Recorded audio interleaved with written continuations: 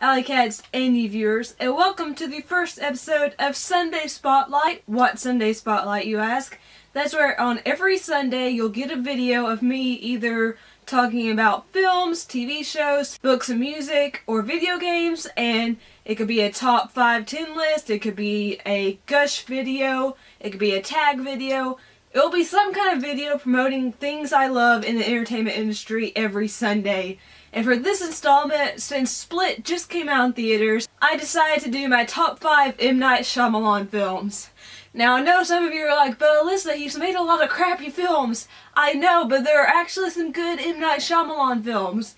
And I want to talk about the ones I enjoy the most. You may be surprised by the placement of some of these films. Maybe you like some films I didn't mention of his. That's the beauty of these lists.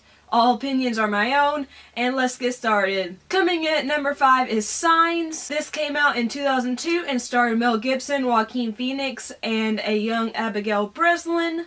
And the story is about this small town, and crop circles are appearing in fields, and animals are going crazy, stuff's happening, and these kids at the family think that an alien invasion is coming. And for the longest time, no one knows what's happening. They don't know if it's teenagers pulling pranks or if it's like just weather causing these problems. It is a goofy movie. Sometimes the acting does feel a little hammy, especially considering how great Mel Gibson and Joaquin Phoenix are as actors. But it's a fun movie.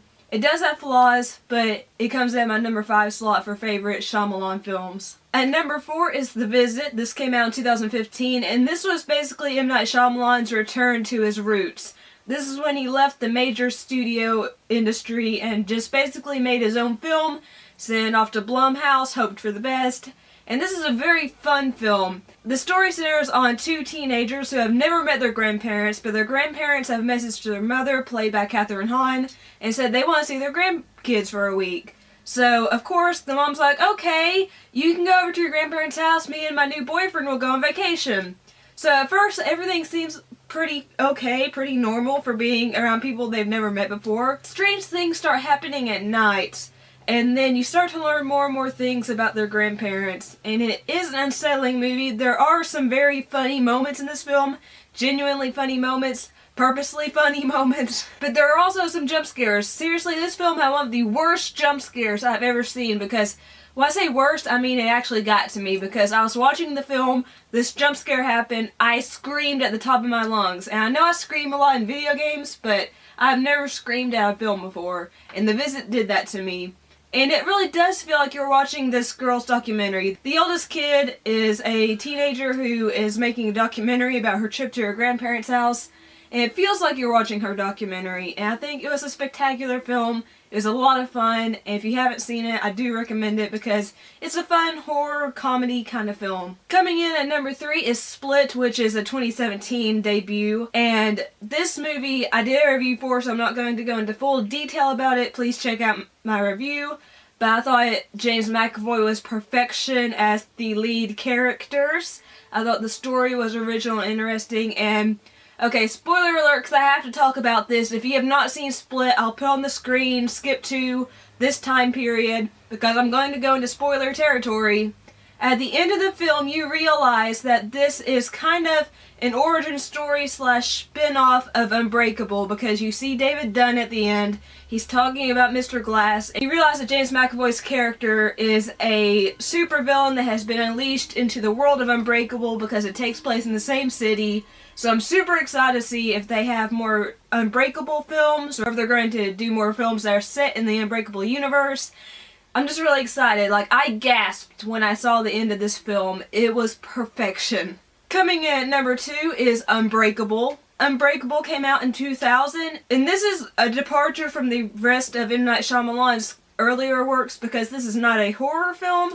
This is sort of an anti-hero film, and it stars Bruce Willis as a man named David Dunn, who for some reason can never get sick, he can never be injured. He survived so many different fatal accidents. This man, Elijah Pierce, played by Samuel L. Jackson, is the total opposite of David. He has bones that break frequently, and he's always getting injured, and he's so fascinated by David Dunn, and you see how this affects both of their lives, and I thought it was a very, very, very good film. It's a very good anti-hero film, and the performances are spectacular. My favorite Shyamalan film should be no surprise, but that is The Sixth Sense. This came out in 1999 and again stars Bruce Willis, Toni Collette, and Haley Joel Osment. And of course, this is the film that spawned that iconic line, "I see dead people." And it is about a young boy who can see the ghosts of dead people, and he's the only person that can see these people, and his mother doesn't know if she needs to put him in a psychiatric facility,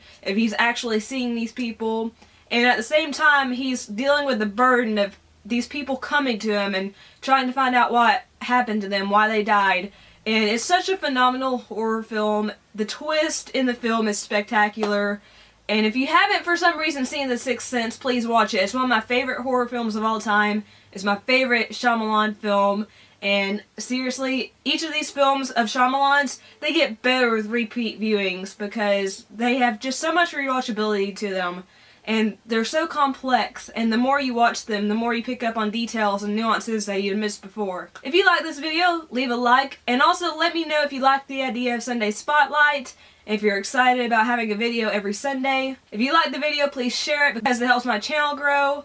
Also, if you're not subscribed yet and you like what you've seen and heard, you'll see my face floating over here. You can click it, that'll subscribe you to my channel. Also, make sure that bell down there is clicked so you'll be notified every time a video of mine is uploaded. If you'd like to follow me on social media sites, they're all listed in the description box down below. I love you guys. Thank you so much for watching. Peace and kisses. Bye!